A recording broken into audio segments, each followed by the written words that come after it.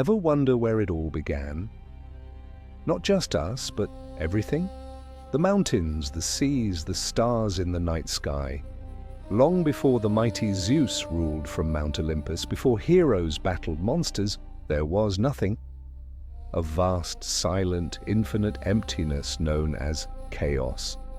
But this wasn't the chaos of mess and disorder. It was a yawning void, a limitless potential, the cosmic womb from which everything would be born. From this silent abyss, the first beings stirred. They weren't gods who walked and talked like us, but fundamental forces, the very building blocks of reality. First came Gaia, the earth, broad, nurturing, and solid.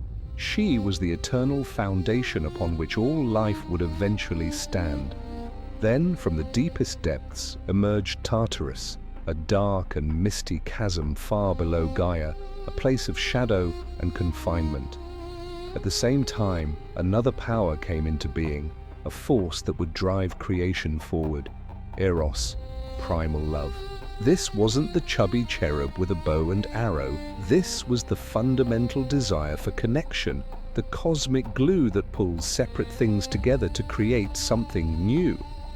And alongside love came Erebus, the embodiment of primordial darkness, and his sister Nyx, the eternal night. They were the shadows, the mysteries of the unseen.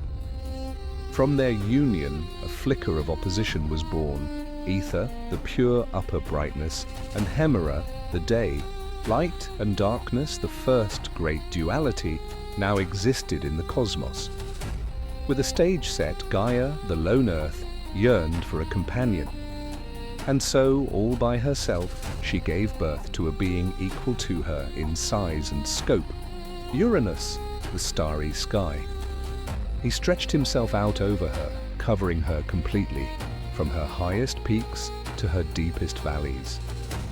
Earth and sky, Gaia and Uranus, became the first divine couple. Their union was powerful, world-shaping.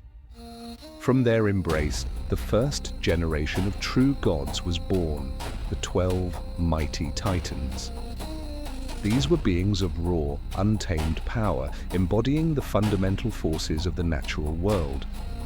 There was Oceanus, the great river that encircled the world, Hyperion, the lord of the sun, and their youngest, most ambitious son, Cronus.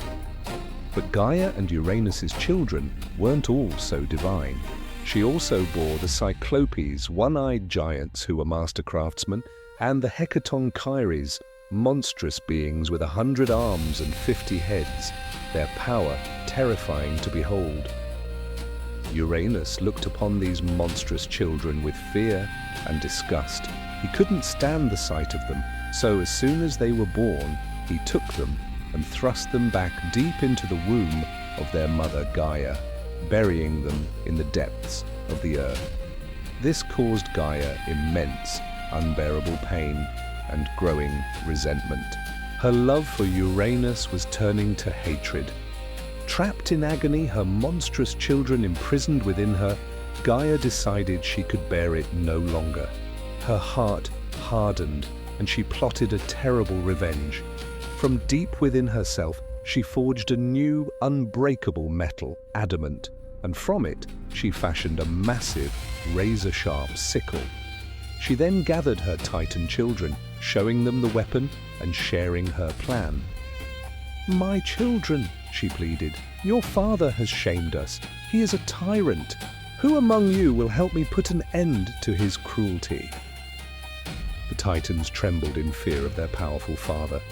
None dared to speak. None, that is, except for one. Cronus, the youngest, the most cunning and ambitious, stepped forward. "Mother," he said, "I will do it. I am not afraid. He was the first to do us wrong, and he will pay for it."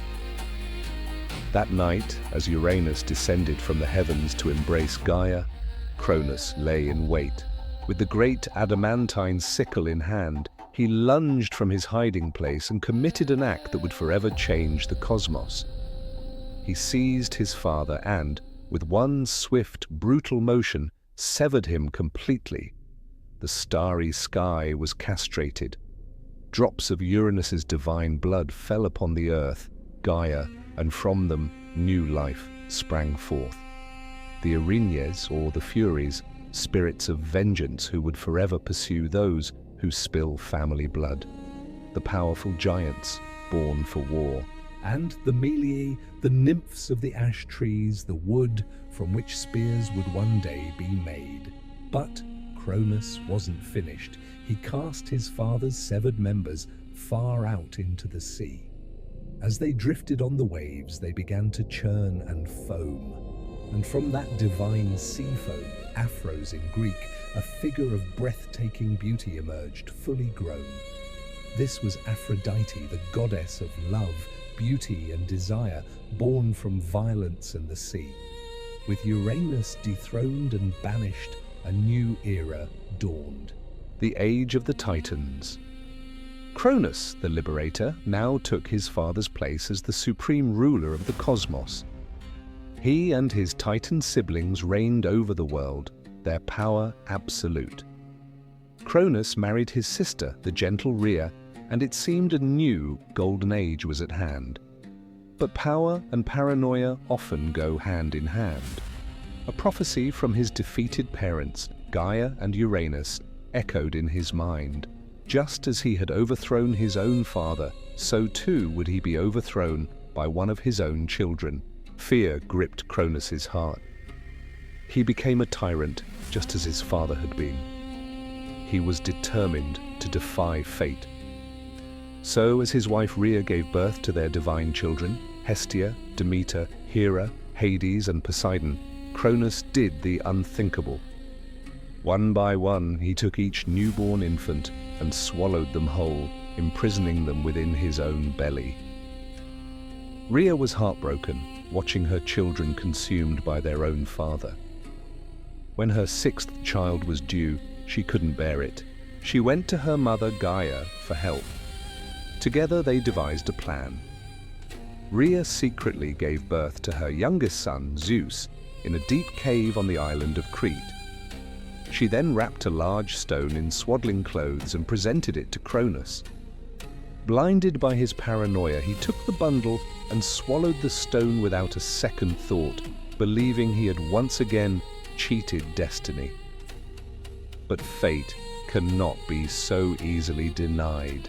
Hidden away and raised in secret, the young god Zeus was growing stronger every day, preparing for the war that would shake the heavens and decide the fate of the universe itself, the Great Titanomachy.